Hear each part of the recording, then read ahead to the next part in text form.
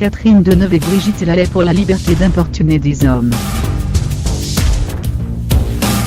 2 jours après le mouvement Time's Up contre les violences sexuelles mis en avant lors des Golden Globes, une autre initiative a lieu en France. Un collectif de femmes, parmi lesquelles Catherine Deneuve, Brigitte Lallez ou encore Catherine Millet, a publié mardi 9 janvier, une tribune dans Le Monde pour défendre la liberté d'importuner appartenant aux hommes, et s'opposer à la campagne de délation apparue après l'affaire Weinstein, à rebours des réactions suscitées par ce scandale mondial. Le viol est un crime. Mais la drague insistante ou maladroite n'est pas un délit, ni la galanterie une agression machiste, écrite dans le quotidien une centaine de comédiennes, écrivaines, chercheuses ou journalistes, rejetant le puritanisme apparu depuis les premières accusations de harcèlement et d'agression sexuelle visant le puissant producteur américain.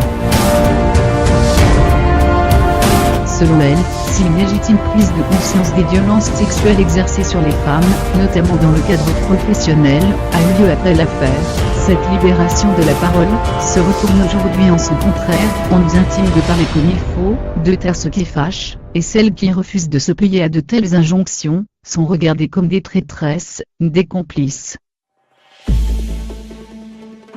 Campagne de délation, justice expéditive, des hommes ont été sanctionnés dans l'exercice de leur métier, contraints à la démission, alors qu'ils n'ont eu pour seul tort que d'avoir touché un genou.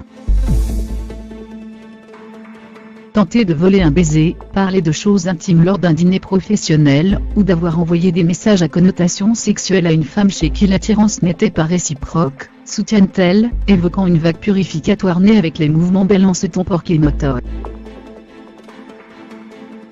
Pour ce collectif, dont l'éditrice Joëlle Losfeld, l'actrice Ingrid Cavan, la journaliste Elisabeth Lévy, ou l'écrivaine Catherine Robbe-Grillet, cette fièvre a envoyé les porcs à l'abattoir, loin d'aider les femmes à s'autonomiser, sert en réalité les intérêts des ennemis de la liberté sexuelle, des extrémistes religieux, des pires réactionnaires et de ceux qui estiment que les femmes sont des êtres à part, des enfants à visage d'adulte, réclamant d'être protégés. En tant que femmes, nous ne nous reconnaissons pas dans ce féminisme qui, au-delà de la dénonciation des abus de pouvoir, prend le visage d'une haine des hommes et de la sexualité, poursuivent les signataires de ce texte. Nous défendons une liberté d'importuner, indispensable à la liberté sexuelle. Nous sommes aujourd'hui suffisamment avertis pour admettre que la pulsion sexuelle est par nature offensive et sauvage, mais nous sommes aussi suffisamment clairvoyants pour ne pas confondre drague maladroite et agression sexuelle.